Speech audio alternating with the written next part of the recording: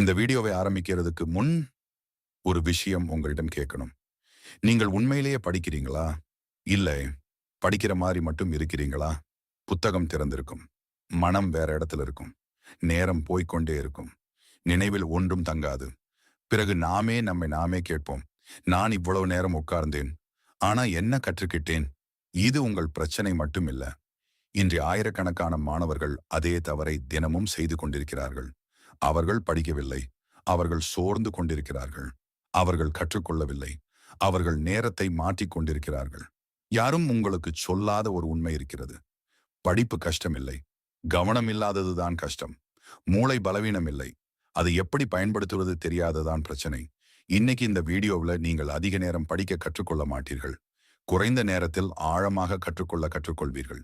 நேரத்தை அதிகப்படுத்துவது எப்படி என்று இல்லை, கவனத்தை சக்தியாக மாற்றுவது எப்படி என்று தெரிந்து கொள்வீர்கள். இந்த வீடியோவை சாதாரணமாக பார்க்காதீர்கள். உங்களை மாற்றிக்கொள்ள பார்க்குங்கள். ஏன்னா கவனம் கற்றுக்கொண்ட மாணவன் வெற்றியை தேட மாட்டான். வெற்றி அவனை தேடி வரும்.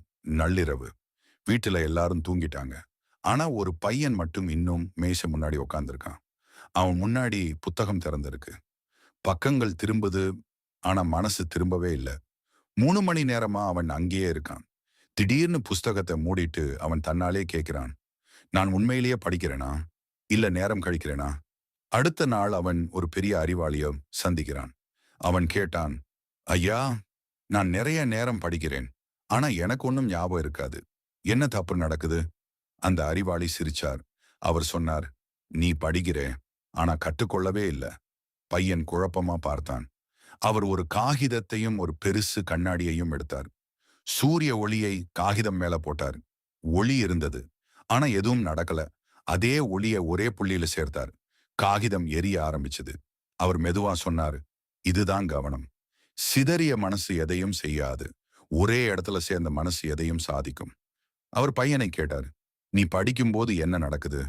பையன் சொன்னான், சில நேரம் புத்தகம் பார்க்கிறேன், சில நேரம் கைபேசி பார்க்கிறேன், சில நேரம் வேற யோசனை வரும். அவர் சிரிச்சாரு.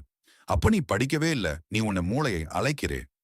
மனித மூளை ஒரே நேரத்தில் ஒரே விஷயத்தையே ஆழமாக செய்ய முடியும். நீ பாதையை மாத்தினா மீண்டும் அதே வேகத்துக்கு வர நேரமாகும்.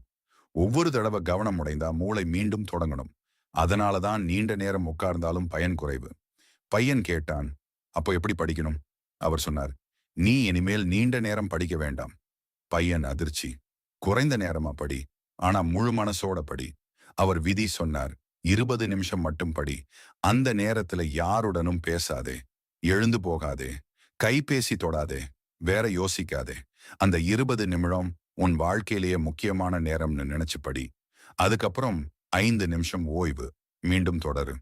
இது சின்ன நேரம் மாதிரி தோன்றும். ஆனா இந்த முறை மூளையை சோர்வடைய வைக்காது. அதை பலப்படுத்தும். பிறகு அவர் இன்னொரு ரகசியம் சொன்னார். படிச்சதுக்கு அப்புறம் புத்தகம் மூடு. பையன் கேட்டான், ஏன்?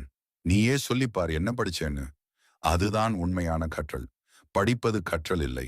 நினைத்து சொல்ல முயற்சிப்பதுதான் கற்றல். மூளை சுலபமானதை சேமிக்காது. முயற்சி செய்ததை மட்டும் சேமிக்கும். மறந்து விடுறது தவறில்லை. மீண்டும் பார்க்காததுதான் தவறு. இனி படித்ததை நாளை 5 நிமிஷம் பாரு. அப்பதான் மூளை அதை முக்கியம்னு நினைக்கும். அவர் கடைசியாக ஒரு விஷயம் சொன்னார். கவனத்தை கெடுப்பது சத்தம் இல்ல, அதை கெடுப்பது பழக்கம். ஒவ்வொரு தடவை நீ கவனம் உடைக்கிற போது உன் மூளை பலவீனமாவது. ஒவ்வொரு தடவை நீ கவனத்தை காக்கிற போது உன் மூளை வலுவாகும். ஒரு வாரம் கழித்து அந்த பையன் மீண்டும் வந்தான். அவன் முகம் மாறியிருந்தது. அவன் சொன்னான், முன்னாடி நான் 5 மணி நேரம் படித்தேன். இப்போ 2 மணி நேரம் போதும். ஆனா இப்போ எல்லாம் புரியுது. அவர் சிரிச்சாரு. நேரம் அதிகம்னு வெற்றி கிடைக்காது. கவனம் அதிகம்னு தான் வெற்றி கிடைக்கும். இப்போ உன்னிடம் 2 வழி. சிதறும் வாழ்க்கை அல்லது கவனம் நிறைந்த வாழ்க்கை. நேரத்தை அதிகப்படுத்தாதே, கவனத்தை பாதுகாத்துக்கொள். அப்போ படிப்பு சுலபமாகும், வாழ்க்கை தெளிவாகும், வெற்றி தானாக வரும். இப்போ ஒரு நிமிஷம் அமைதியா யோசிங்க. உங்கள் வாழ்க்கை எங்க போகுது? நேரம் போய்கொண்டே இருக்கு. நீங்கள் காத்திருக்கிறீர்கள். ஒரு நாள் நல்லா படிப்பேன், ஒரு நாள் கவனம் வரும், ஒரு நாள் மாற்றுவேன். அந்த ஒரு நாள் இன்னும் வரல. உண்மை என்ன தெரியுமா? மாற்றம் ஒரே நாள்ல நடக்காது. ஆனா ஒரு முடிவில் ஆரம்பிக்கும். அந்த முடிவு இப்ப எடுக்கலாம். நாளை முதல் இல்ல, இப்ப இருந்து. ஒரு நேரம் தேர்வு பண்ணுங்கள். சிறிய நேரம், ஆனா முழு கவனம். அதுதான் உங்கள் புதிய வாழ்க்கையின் ஆரம்பம். நேரம் உங்களை மாற்றாது. நீங்கள் நேரத்தை எப்படி பயன்படுத்துகிறீர்கள் அதுதான் உங்களை மாற்றும். நினைவில் வைத்துக் கொள்ளுங்கள், சிதறிய மனசு சோர்வை தரும், ஒருமுகமான மனசு சக்தியை தரும். அதிக நேரம் உட்கார்ந்தவன் வெற்றி அடைய மாட்டான். கவனத்தை காத்தவன் தான் வெற்றி அடைவான். இன்று நீங்கள் எடுத்த இந்த ஒரு முடிவு உங்கள் தேர்வை மாற்றலாம், உங்கள் எதிர்காலத்தை மாற்றலாம், உங்கள் வாழ்க்கையை மாற்றலாம். இந்த வீடியோ உங்களுக்கு உதவி இருந்தால் இதை கண்டிப்பாக பகிருங்கள். என கவனம் கற்றுக்கொள்ள வேண்டியது ஒரு மாணவனுக்கு மட்டுமில்ல, ஒரு தலைமுறைக்கு தேவை. நேரத்தை வீணாக்காதீர்கள், கவனத்தை உருவாக்குங்கள். வெற்றி தானாக வரும்.